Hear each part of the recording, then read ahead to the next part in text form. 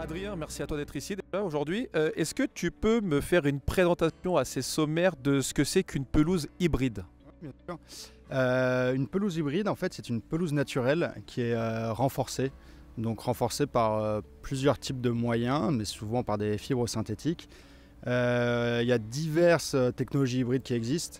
En gros, il y a 3 familles de technologies de terrain hybride qui existent.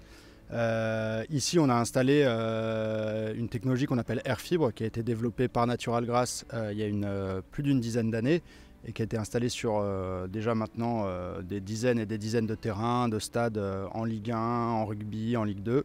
Pour faire rapidement les 3 grandes technologies d'hybride qui existent, donc il y a ce substrat hybride, donc c'est une pelouse naturelle qui pousse dans un sol qui est un mélange de sable, de liège et de fibres synthétiques. Donc la fibre synthétique va apporter la résistance, donc le sol sera plus résistant à l'arrachement, plus résistant au tacle et à l'utilisation qu'en font les joueurs. Le liège va apporter une souplesse au terrain. Et le sable, évidemment, c'est la base de tous les substrats dans lesquels poussent les gazons naturels. C'est un sable qui permet de drainer, donc d'évacuer aussi rapidement l'eau. Et alors justement, tu me parlais de l'air-fibre. Donc c'est le procédé qui a été utilisé sur ce terrain d'entraînement, si je ne dis pas de bêtises. C'est quoi ces avantages? Alors les avantages, c'est un peu ce que j'expliquais juste avant. Donc c'est un mélange de 3 matériaux différents qui apportent chacun leur qualité et leur spécificité. Donc le sable pour faire pousser le gazon et pour bien drainer l'eau pour éviter qu'elle stagne. Et qui retient l'eau aussi pour nourrir les racines du gazon, le liège pour la souplesse et les fibres pour la résistance. L'avantage du substrat Airfibre, il y en a plusieurs. Le premier, on va dire que c'est sa durabilité. Donc c'est un substrat qu'on peut chaque année ou tous les 2 ans et pendant près d'une dizaine ou une quinzaine d'années qu'on peut renouveler. C'est-à-dire qu'on va l'aérer en le malaxant. Donc c'est un substrat qu'on peut régénérer régulièrement en le malaxant. On peut en apporter si jamais il en manque. On peut à chaque année, à chaque rénovation, le remettre quasiment à neuf. Et dans cette optique-là, du coup aussi, c'est un substrat qui va être écologiquement plus durable. C'est-à-dire qu'on n'a pas besoin de le remplacer. On a des déchets de plastique à évacuer et à traiter. On peut imaginer le prendre d'un terrain pour le mettre sur un autre terrain. Donc il est réutilisable quasiment à l'infini. Je te remercie beaucoup Adrien pour ces belles informations. Merci.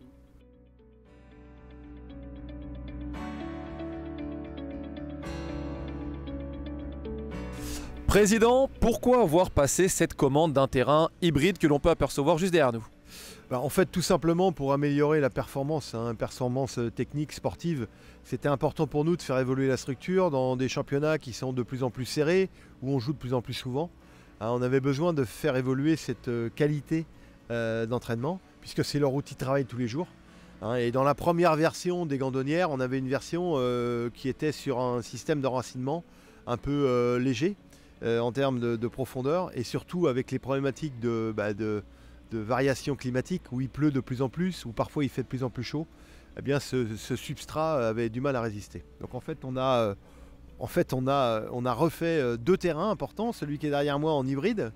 L'hybride, c'est une technique qui permet d'absorber très rapidement l'eau qui tombe en sous-sol. Et puis sur la partie arrière, un enracinement profond, qui est une technique d'engazonnement très robuste, qui va chercher la racine très en profondeur dans la terre et qui permet de mieux résister face aux variations de température, notamment l'été, puisque la fraîcheur reste en sous-sol.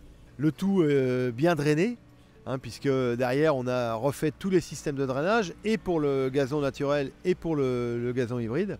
Et on va récupérer l'eau de pluie qui va remonter dans un bassin, mais je crois que c'est la prochaine question. Alors justement, quelle va être l'amélioration durable pour les terrains des gandonnières? Belle anticipation. En fait, au-delà d'avoir une qualité de substrat de premier plan, je pense qu'il y aura beaucoup de clubs de Ligue 1 qui pourraient nous envier, et de Ligue 2, notamment sur nos conditions d'entraînement. C'est ce qui pour moi était très important pour les joueurs. Eh bien, on va effectivement faire du développement durable. Tout simplement parce que ces 2 terrains qui font à peu près 18 000 m², donc 1,8 hectare, ont été reliés à un système de drainage et une pompe de relevage qui a été acheté chez l'un de nos partenaires lavallois. Donc on est en circuit court, en l'occurrence la marque Willow, et toute l'eau de pluie qui ruisselle dans le drainage va être récupérée et reportée dans un bassin de rétention qu'on a construit derrière qui fait 1700 m3 et ainsi travailler en système fermé de récupération d'eau et en autonomie d'arrosage à l'année pour ne plus consommer de l'eau du service de la ville, tout simplement. Merci beaucoup, Président. Merci. Ça fait plaisir de trouver un terrain de qualité qui est bien meilleur que l'année dernière. On prend du plaisir et voilà, c'est une belle pelouse. Deux petits mots sur la pelouse. Plutôt pas mal. Intéressant, qualité. Qualité. Je pense qu'on a un bel outil pour travailler. Il n'y a plus qu'à. Ouais, du coup, c'est pas mal. Ça fait plaisir de travailler dans de bonnes conditions. Le ballon, il roule bien et on n'a pas d'excuses maintenant. On ne va plus rater nos contrôles. Et non, c'est un outil vraiment de qualité, surtout pour la période hivernale.